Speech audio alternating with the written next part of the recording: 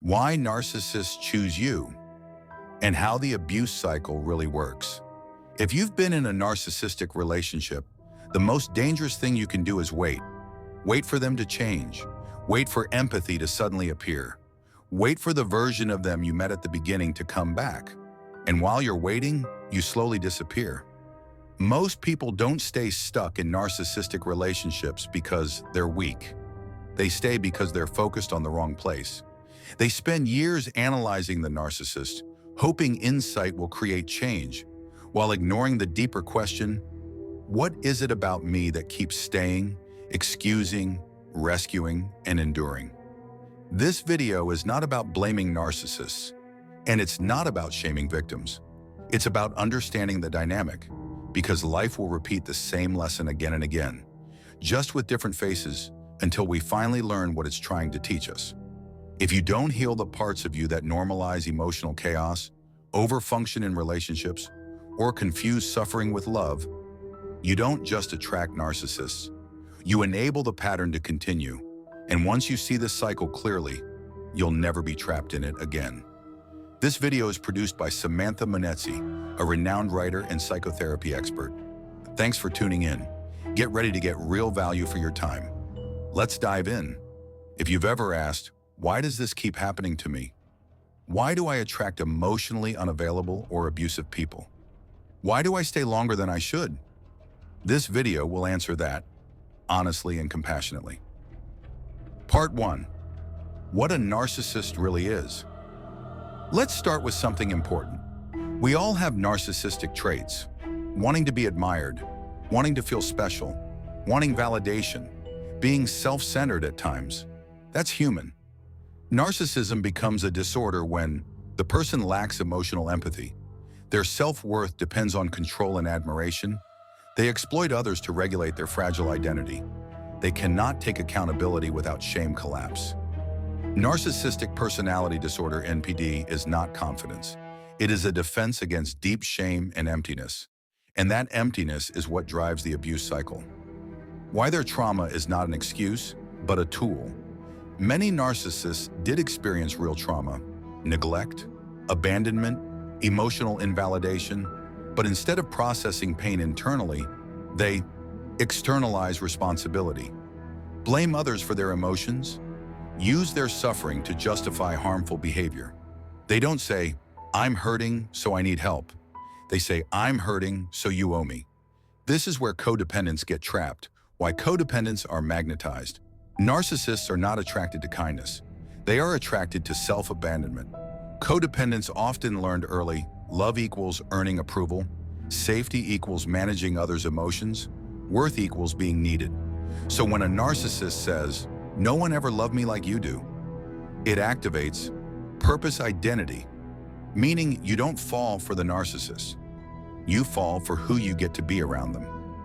The 5 stages of narcissistic abuse. Stage 1, love bombing, hooking you. What it looks like: intense attention, rapid emotional intimacy, excessive compliments, I've never felt this way before, mirroring your values, dreams, and wounds. What's really happening? The narcissist is studying you, not loving you.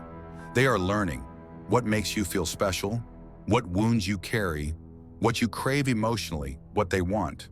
Emotional supply, attachment before discernment, control through intensity. Love bombing bypasses your nervous system's warning signs. Stage 2, dependency and trauma bonding. What it looks like: you become their emotional regulator. You listen to their trauma stories. You feel responsible for their healing. They create us versus the world dynamics. What's really happening? They are positioning you as rescuer, therapist, caregiver, emotional container. What they want: power through emotional reliance, to feel superior without vulnerability, to avoid accountability by staying wounded. Your empathy becomes leverage. Stage 3, devaluation. What it looks like: subtle criticism, emotional withdrawal, inconsistency, comparisons, withholding affection. What's really happening? Your independence threatens them. As you bond, they feel exposed, dependent, inferior. So they devalue you to restore dominance. What they want: to feel superior again, to destabilize your confidence, to keep you chasing approval. This is where self-doubt begins. Stage 4, gaslighting and psychological control.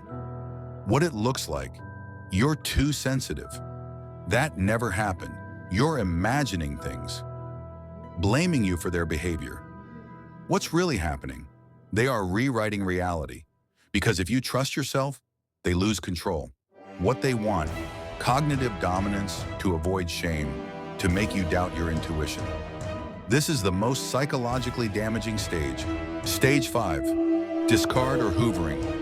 Discard, they leave suddenly, coldly, or cruelly. Why? Because once you see through them, supply runs dry. Hoovering, they return with apologies, nostalgia, promises, crisis stories. What's really happening? This is not love, it's resource retrieval. What they want: validation, control, reassurance, they still matter. The cycle restarts if boundaries are weak. How to break the cycle for good? The antidote to narcissistic abuse isn't learning how to manage the narcissist. It's ending self-abandonment. People who have a healthy relationship with themselves, who love themselves, accept themselves, and take care of their own lives, are not easy to manipulate. The cost of self-abandonment is that you end up in relationships where you expect someone else to do the work you never did for yourself. Maybe you never fully loved yourself. Maybe you never truly accepted yourself. Maybe you didn't get to work on your finances or build independence. So when a narcissist comes into your life, you unconsciously hope they will provide all the things you didn't give yourself. You try to outsource love, validation, security, and even financial stability to them. And when you do that, you give them power over your life, and they know it. They control when to give affection, support, or approval because you made yourself dependent. That's why leaving feels impossible. This is where many codependents fail to take accountability. They focus solely on the narcissist instead of facing the truth. It takes two to tango. Until you stop avoiding your own inner work, the cycle of abuse will repeat with partners, friends, family, or even at work. The most loving thing you can do for yourself and for all your relationships is to learn to love yourself, accept yourself, and take responsibility for your own growth, including your finances, independence, and emotional needs. Stop outsourcing what belongs to you. That is the real freedom from narcissistic abuse. If you're ready to do that work, I can help you. Join my mission to reclaim your power. Comment below and share your experience. Awareness is the first step to true liberation. You don't heal by spotting narcissists. You heal by becoming internally anchored. That means self-worth not tied to being needed. Boundaries without guilt. Identity rooted in truth, not approval. Learning to tolerate discomfort instead of rescuing. When you stop abandoning yourself, narcissists lose access. Not because they change, but because you do. If this resonated, you're not broken. You were trained to survive through self-sacrifice. Healing is not becoming harder, it's becoming whole. Subscribe if you're ready to stop repeating unhealthy cycles and start choosing yourself consciously. Link in bio and comments. Let's heal and grow together. You deserve your best life. Let's start to make it a reality from today. Have a blessed week. Subscribe to this personal development channel and join the mission to shed the old self rooted in fear, conditioning, and limitation, so you can step fully into your true, secure, and empowered self. If this message resonated, like, comment, and share it with someone you love.